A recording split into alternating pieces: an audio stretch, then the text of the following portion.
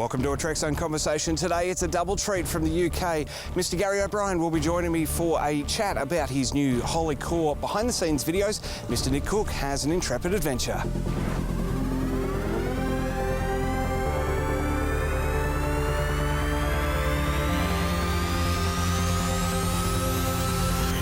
Now, in its 7th year of podcasting, Trek Zone presents a Trek Zone conversation with your host, Matt Miller.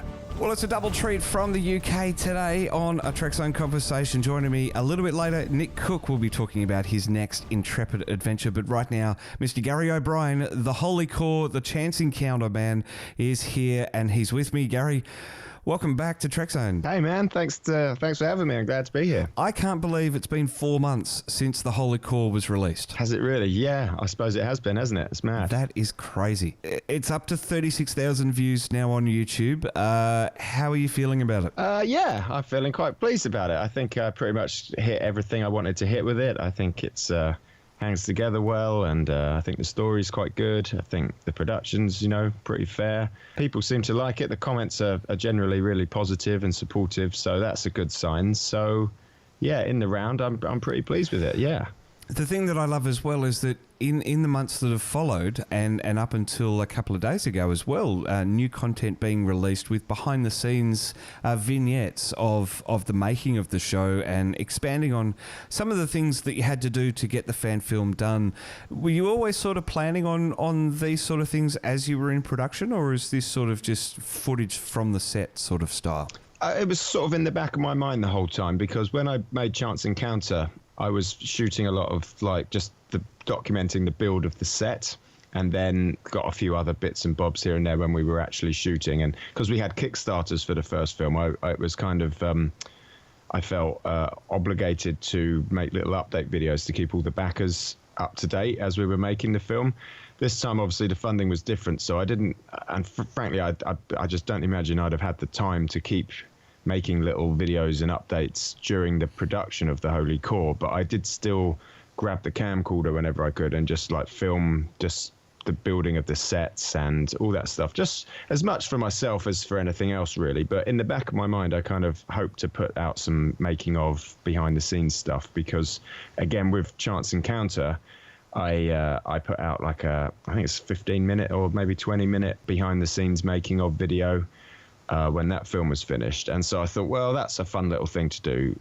So I kind of sort of in the back of my mind figured I'd do that again. But then I figured I had quite a lot of this footage, and I thought, well, rather than making sort of trimming loads and loads of it out to get it down to 20 minutes or half an hour, I thought it made more sense to do just a series of smaller little bite-sized ones, because they were quicker to make, and each little video could potentially wean its way through the internet and hopefully find a different person who might come back and watch the film. So rather than just sticking one video up with a making of, I figured I'd stick out a whole bunch. It's a very good marketing strategy, really, to keep the Holy Core fresh and hopefully finding new people, as you say, which is brilliant. The other thing that I love about it as well is that because it goes into a little bit more depth on all of these sort of issues, so we're talking storytelling and visual effects, shooting a shootout, practical effects, the graphics, the casting, all that sort of stuff. It's almost a how-to manual for someone that isn't quite sure on where to start with making their own fan film. Cool, yeah. I mean, it'd be great if somebody can get anything more out of it than just a sort of just a quick 3 minutes of entertainment. Then I'd be thrilled if it does help somebody in some way make their own film.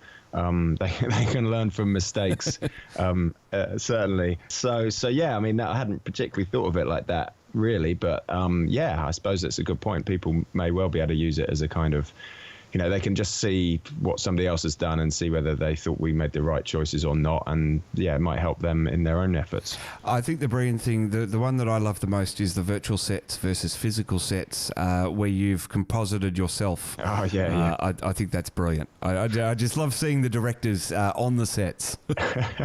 Yeah, it was kind of funny. I did that way back, just very early on, just trying to figure out whether or not that was kind of feasible to use CG sets much or not, or a little or whatever. And yeah, it was the classic thing of, well, the only person available to be in the freaking film is me. So, and I kind of thought I thought for what it was, I kind of thought it was quite fun and entertaining. So it was as much an excuse to just get some use out of that little vignette as much as it was to really explain the process between choosing between physical and virtual, because it seemed like a shame not to show that somehow. So, is there a next project on the horizon for you? I certainly will be doing something at some point, and hopefully sooner rather than later. But as for anything more specific than that, then no. Like the world is my oyster. I've got maybe any Star Trek thing, perhaps, or it might be something non-Star Trek, but. Other than that, at some point sooner rather than later, I'll probably get the itch to make something again. I'm afraid I don't have any other news other than that. Well, that's perfectly fine, and I think it. Well, it has to be perfectly fine, doesn't it? But I think that's brilliant. Instead of churning out productions and just sort of risking the quality that is there with the Holy Core and Chance Encounter, I think it's brilliant that. It's when the bug strikes, really, isn't it? And you get that itch and you've got to scratch it. That's right, exactly. And also, even if I was super keen to just keep churning them out, I can't just make these things on my own. It needs a lot of help, and it also needs funding. And so even if I was 1,000% enthusiastic to just go with scripts and stories constantly, then that wouldn't make much difference, because somehow you got to pay for it, and somehow you need to get a load of other people to commit all their time to it as well. So, it's a big undertaking to do these things, and so you need a little break and time to reflect afterwards. But yeah, no doubt at some point, hopefully sooner rather than later, there'll be something else to get our teeth into. So watch this space. Fantastic. Gary O'Brien, thank you very much for the chat today, and looking forward to maybe a few more behind the scenes videos instead. Yes, indeed. Keep your eye out. Get exclusive access to podcast and behind-the-scenes info by becoming a member on Patreon today. Supporting Australia's unofficial home of Star Trek gets even better, with membership starting at just $1 per month. Jump over to patreon.com/TrekZone.org.au. And joining me now from the UK, I love the magic of technology. It's Mr. Nick Cook from Starship Intrepid Films. Nick, welcome back to a Trek Zone conversation. Thanks, Matt. Glad to be here. Glad to be here. Hey, now a little bit. It's been a long day. It has been. Hey, little birdie tells me you've got a new fan film coming up. Yeah, I'm just about to go into production on that, actually. I'm currently just trying to get all the cast together for a table read. So, yeah, we are hopefully good to go before too many more weeks are down, because we've got quite a lot of location stuff, exteriors to shoot, and the weather here starts to really deteriorate once we get into kind of September, October. So really kind of need to get it done sooner rather than later. Now, the project is called Echoes. Can you tease us a little bit on what it might be about? I've seen a couple of images, so I think there might be a bit of time travel involved, perhaps? Possibly. If I say one of the characters we cast for it, there was a description when I sent out the casting sides for actors, was that a character who found herself lost in a time and place not her own. I guess, given the imagery I put out, that kind of gives a pretty big hint about it. Yeah, that's just teasing. Well, you've seen the images, Matt, so yeah. I'm not going to be giving much away to say that a character from the 23rd century finds herself in the 24th. And it's how that happens and the action that revolves around that incident is, the story we're telling.